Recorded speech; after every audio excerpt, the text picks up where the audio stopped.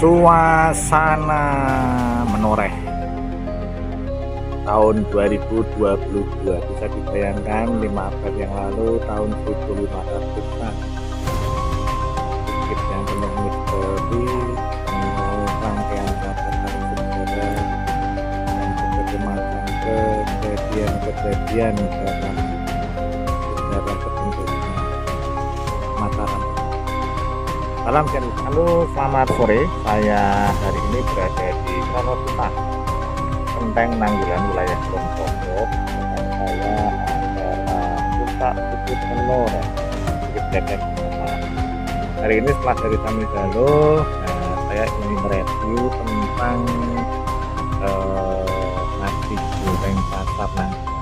Nasi gorengnya berada di sekitar pasar atau dari mana nasi gorengnya.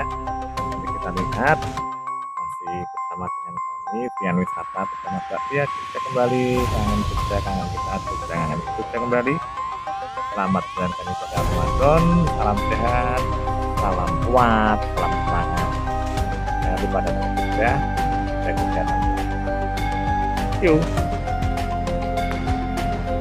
depan sana